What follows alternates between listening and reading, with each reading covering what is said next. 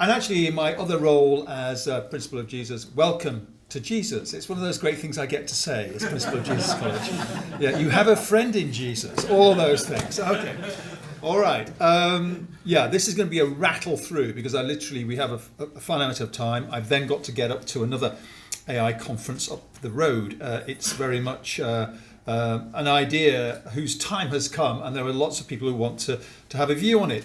Let me first of all just, I think it's pretty clear from my view is that most people's view of AI is what they read and see in the movies. In fact, there's a great definition that AI is the art of making computers behave like the ones in the movies. Well, if that's true, we're in for trouble because they're generally very bad, mad, and dangerous to know. A few exceptions, but generally they're lethal. Of course, the reality is very different. Reality is that it's everywhere.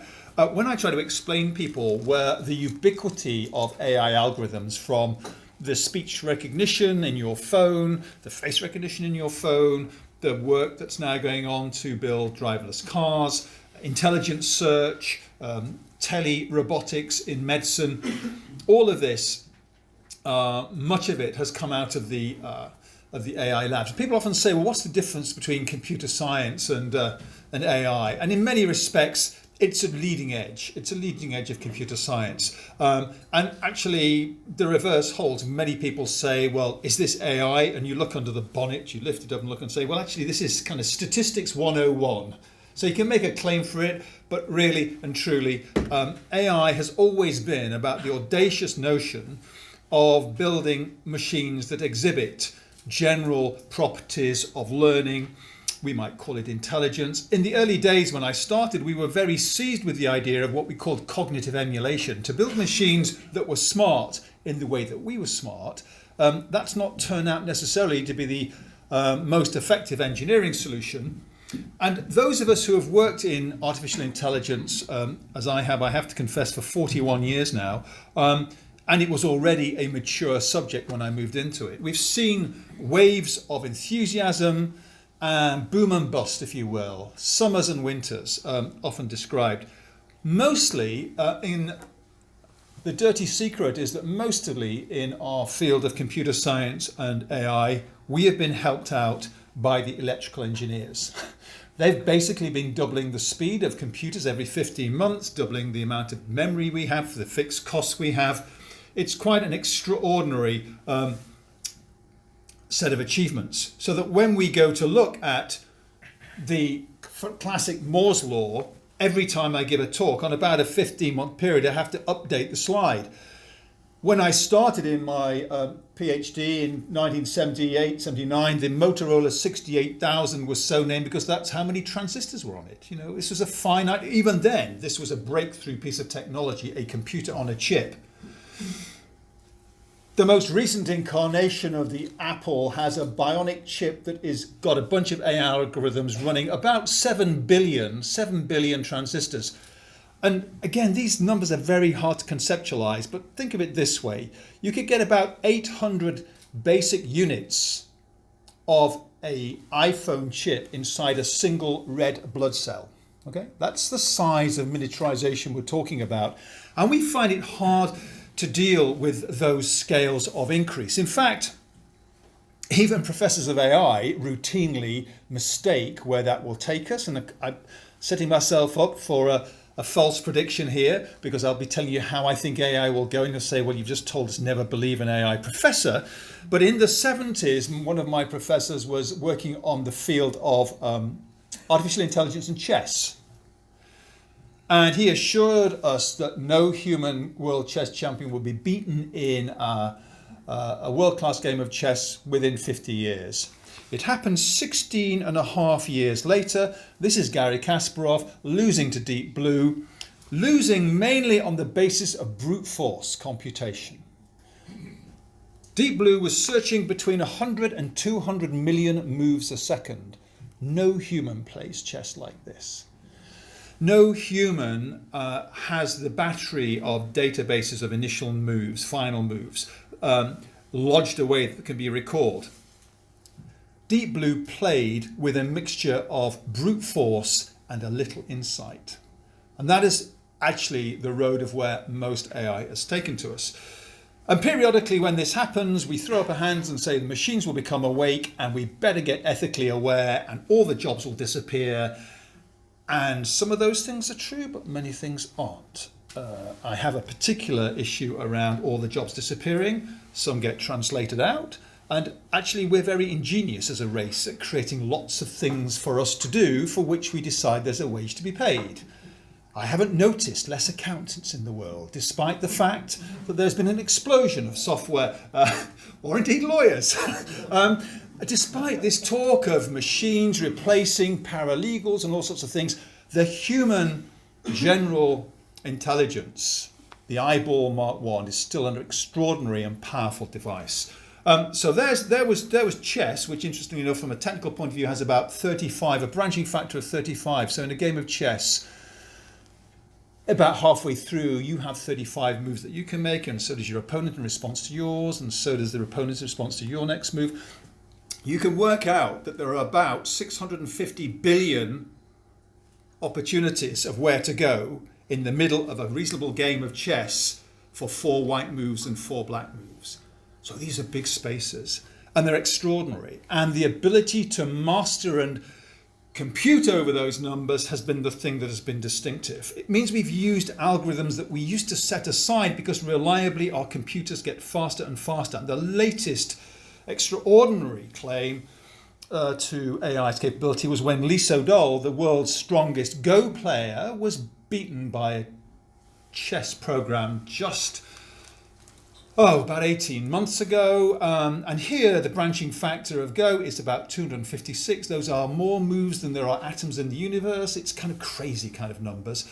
But nevertheless, the new class of algorithms was able to cope with that and played a quite astounding game. Now we'll just touch on what was happening there. But look at that. I love the look of concentrated despair on his face, very similar to Kasparov's. It's quite a striking piece of psychology. Very often, and Kasparov noted this, he said he played a lot of chess computers, but he could smell a new kind of ability across the table when he was playing Deep Blue, and it literally unnerved him. He imputed into the system intentional calculated reasoning, which just wasn't how the machine was playing chess. So it's very easy for us to look at these systems and imagine that they're doing things in ways that they are nothing like what we do. I've been writing various articles about why we shouldn't worry about AI just yet for quite a while. This was one in 2015 when Stephen Hawking had then proclaimed that this was the existential end of humankind. They were going to wake up, become spontaneously self-aware and do away with us. It's a bit more difficult than that. The danger is not them becoming spontaneously self-aware. The danger is us putting them into positions of critical control and authority in systems that are critical to us, where the dull, powerful computational method might not give us the results we desire. So that's what we need to focus on, and I'll talk about that in a little bit more detail. But I do want to just point out, here's the earliest AI system that made me any money was in about the middle 80s when we built a system to go from this drawing here, which for any chemical engineers in the audience is a way of producing a chemical product. It's a layout, it's a logical specification to make a particular chemical product. That specifies how to do it. Any chemical engineer will lay out in 3 dimensions a plausible plant for doing that. Our system, our automatic system did that. It looks very kind of 1980 blocky graphics. What we discovered in building that system was how the engineer, the human, has absolutely masses of implicit knowledge that isn't even written down in the engineering books. In that design there, the tanks at the top are above some of the tanks at the bottom. Why is that? Well, you get liquid from one place to another using gravity. Why is that interesting? Well, there weren't any pumps in the original specification on that flow diagram. How did you know that? Well, everybody knows that. That's common sense. It's what we know about the world. Codifying that understanding of the world is one of the absolutely fundamental challenges still in AI, and lots of machine learning has not solved that problem yet. So, they might play a great game of Go or a great game of chess, but there are general problem solving topics that are much harder. I'm going to fly over these two, not because There's something else we're very good at, which is reading and interpreting stuff. When we look at a web page, and this is from a conference in 2002, the web conference, in fact, you look at that page and you immediately know that a lot about it. You're using your general understanding of language to make sense of that page. And it tells you that there's a conference happening, where it is, there's a web link for it, there's somebody speaking at it. There's a rather youthful looking Tim Berners-Lee. He's a featured speaker. You know all of that just by reading the page. What if we could become to put some of that knowledge into the web page? And one of the early projects I was involved with Tim was this so-called semantic web enterprise. So I talked about the knowledge-based systems that went from a design to a 3D plant layout. This is trying to put a little AI into the background pages of the web at scale. What if you could do that? What if you could make sense of the world that is so obvious to us by marking it up? So when you open a web page, you can see very often, if any of you dabble in HTML, you'll see where the paragraph breaks are and where you change color or place a graphic. But we're talking about semantics, what the stuff means. And what we did in that work was develop a language, a way of annotating those web pages. And that has gone on to be used by companies like Google to structure and organize content on an unimaginable scale, on a web scale. So that has been disruptive. The other disruptive thing has been, because we're just talking about this, the effort to put data on the web, to treat the web as if it is an enormous database. This comes with huge amounts of regulatory and interesting legal issues. When we were appointed by an original government to open up non-personal public data, we had a field day. I mean, we didn't know what we couldn't do. We had civil servants who say, you can't possibly do that. We said, well, we've just been told we can have this data, whether it was traffic data or timetable data or pollution data. And it enabled us, as we scaled this data, to build a whole slew of applications. So this is what happens when you put data that is accessible out there under public APIs or application programming interfaces.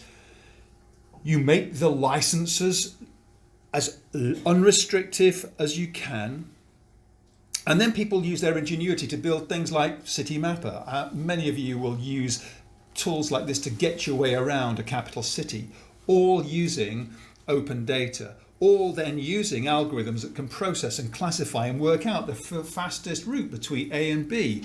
That route finder that gets you from A and B as fast as anything could possibly get you were some of the earliest challenges in AI. I remember our textbooks were full of them in the 1980s. The traveling salesman problem. How could you get from A to B as efficiently as possible? All now completely commoditized. But the real revolution comes when you can get all the data about all the relevant modes of transport into your app. And then the question is, who has access to that data? What are the rights to use it? Are there issues around privacy and transparency around that data just being available to anybody to pick up your last journey? What do all the Boris bike journeys that have been made available as open data tell you about people's travel habits in London? Could a particular signature of travel points be identificatory? A whole slew of issues become relevant as we build this world. This is one of my favourite. This is the death rates, cheerful topic, in our hospitals, in the NHS trusts. It was an overview of who died when and where, more or less. When this data was first published, it appeared that people were more likely to die if they were admitted into NHS hospitals A&E on a weekend. Huge outcry. People saying, why was that? Why was that? There was a suspicion it might have to do with staffing patterns or rotas. The interesting thing about that argument, and there were some really interesting nuanced discussions around whether it was just what the data was saying on its face was really true, was that you began to have the discussion that the data in that form, which it hadn't been until fairly recently published openly, told you lots of interesting, insightful things, as does the publication now in the UK of prescribing data. Every month, every GP's prescription lists are published, not to who, but what the drug was for what condition. It's an extraordinarily interesting picture of prescribing habits across the country, by postcode, by region, by condition. And you can begin to imagine how you could put that kind of insight to work. So I've told you a little bit about one phase of AI. Let me tell you about the latest enthusiasm, which is to use the back to the brain. I said cognitive emulation hadn't gone very far, but what we have been doing, again, since the early days of AI, is looking at a different way of representing the world, not through rules and logical formula, but through neural networks. In fact, some of the most impressive developments have been through that. That's an image of a fruit fly brain. You might think, what's that got to do with anything at all? Well, it's led us onto a set of methods that allowed us to build increasingly complicated AI algorithms. What we want to do is build a nervous system for that little device, which will allow it to trundle around, avoid obstacles, avoid one another, find other objects, and do it in a way that is suited to its own morphology, its own structure. The formula on the top there was a model that we took from actually how brains wire up. It's called neuroplasticity. It's the theory of how our neurons connect. They compete for a growth factor, actually based on activity. And the networks that result have different strengths and different topologies, different arrangements, depending on the exact type of system they were. So these are the infrared inputs. Those are the two motor neurons that control the little two motors, and these are the weights expressed as thicknesses of lines, and a layer in between gives you, believe it or not, enough computing power to be able to evolve a set of network strengths which control those robots, neural networks. In the mid-90s, we were very chuffed with these. They were doing very, very flexible problem solving for us. And in the intermediate time, what has happened? More and more layers, more and more power, more and more brute force. And this has led to the revolution that currently grips us. The revolution that allows our computers to do seemingly extraordinary things. And this is the one of my favorites. This is Deepmind's the same company that produced the Go player. It started out building video games. You may remember the earliest video games. Do you remember when you had to turn the paddles to get the ball back? This neural network, when it starts, hasn't got the faintest clue about how to do that. All it can do is use a deep network and look for patterns. So a neural network is a matrix, essentially, of inputs, layer on layer. And the first input it gets is, if you like, the raw pixels from the screen. And we're going to see, hopefully, if this trundles on, its first attempt. It's going to try and find the patterns of relationships between the input pixels that correspond between moving that, increasing that number. Doesn't know anything about the game. All it has is the input as raw pixels. But of course, in this world, raw pixels are the kind of representation. And gradually, through strengthening and changing those weights in this layer on layer deep, you begin to gain control. First of all, to the relationship between paddle position and getting that little ball back has been learnt after 120 minutes. Okay?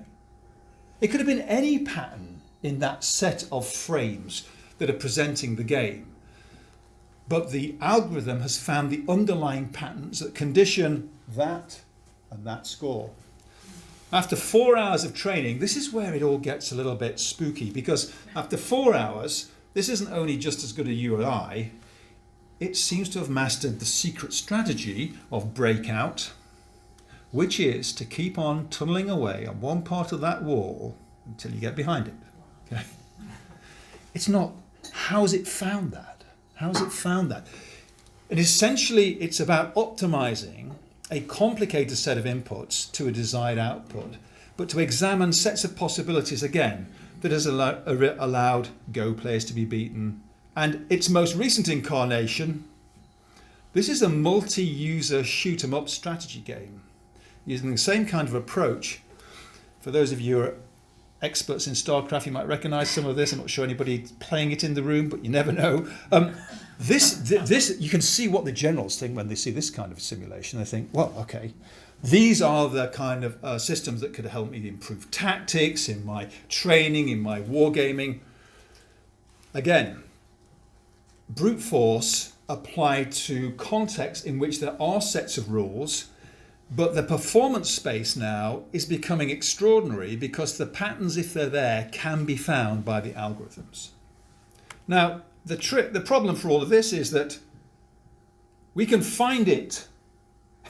So I said, Terminator, our idea of what the world of tomorrow is going to look like. And then we find the robots being controlled by some of these neural net algorithms trundling across the terrain. It doesn't take a lot of thought to imagine what happens when you weaponize that. This is my favorite. Look at this. So we've got now a set of capability which can be attached to platforms. There is a real choice ahead of us about how we use this very powerful set of technology. This is not new. Norbert Wiener, the founder of cybernetics, writing in the 40s, foresaw the ethical dilemmas that this kind of computing power would ultimately deliver. The computers, there were only about 3 or 4 computers. He imagined what could happen. But he developed, for example, radar-guided artillery, which was the thing that could anticipate where the plane was from the radar return, and using that feedback loop could fire the shell in advance of the plane to intercept. That was a game changer at the time. It was one of the things that we absolutely used to great advantage.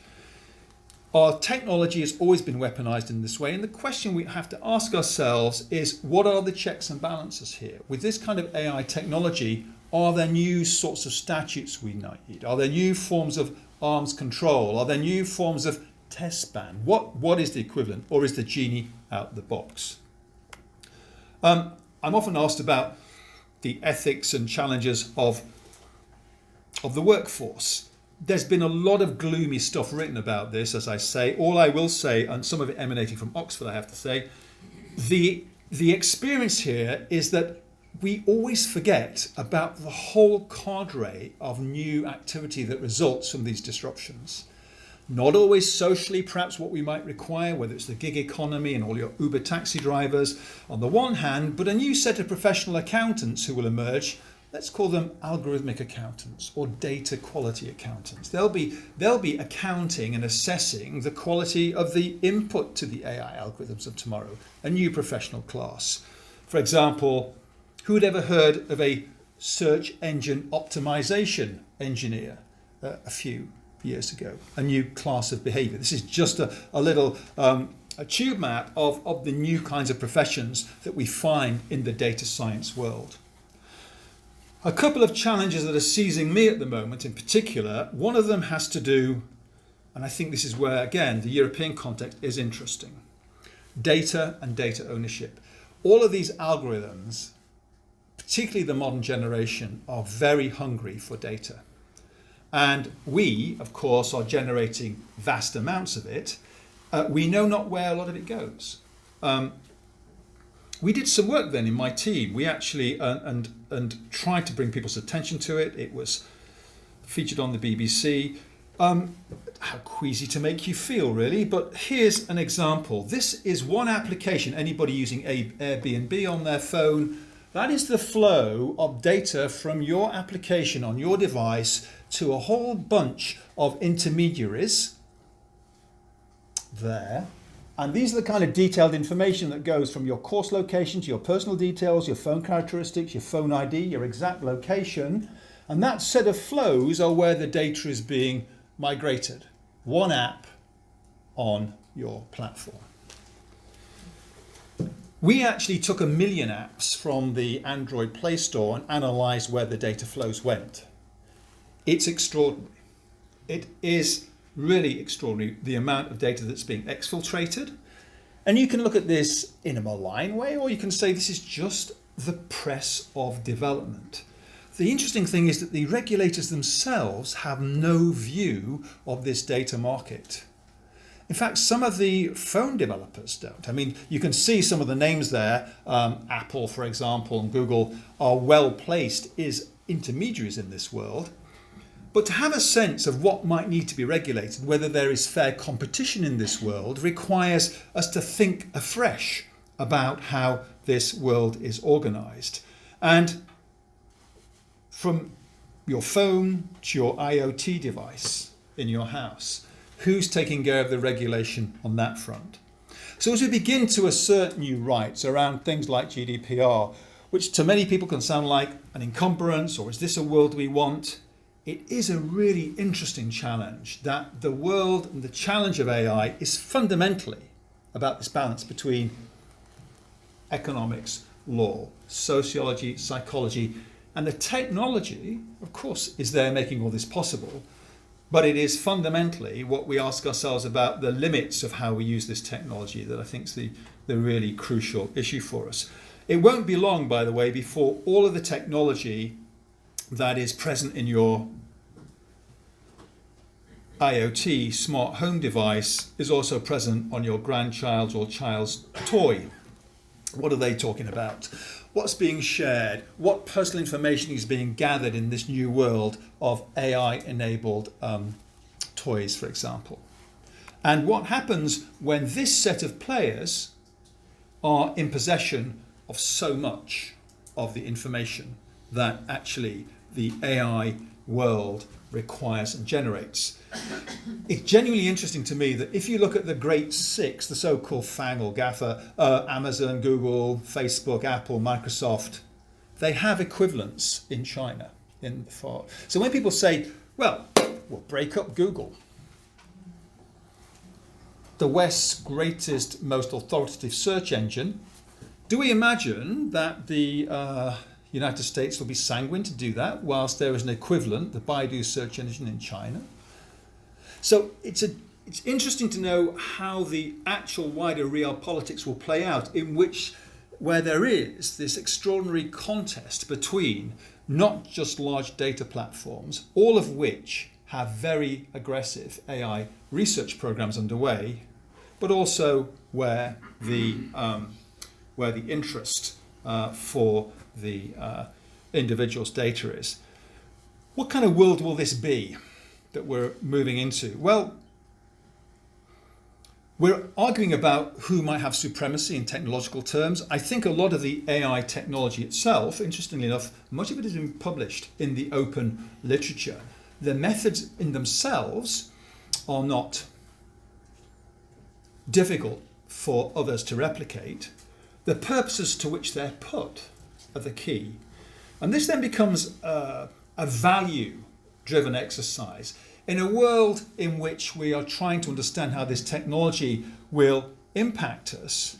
The question I like to present is, whatever else you think about Facebook or Google or Apple or Amazon or eBay, we are the product, we consumers and citizens. And perhaps we should be thinking of moving to something that's a little bit more in the style of one of our Enlightenment thinkers. And this, of course, is a famous edict, which is to enjoin us to think about ourselves as not means, but ends in ourselves. Now, is that the view of a vibrant society going forward that will survive contact with a different set of philosophical assumptions, a different set of values? But I do believe that computing, my world of AI, cannot be a value neutral zone. I don't think technology ever has been, and what we have to do as a society, as individuals, is engage to understand what sort of regulations, what sort of conventions and norms we want to develop in a world where extraordinary power is now to hand. So thank you very much. Thank you.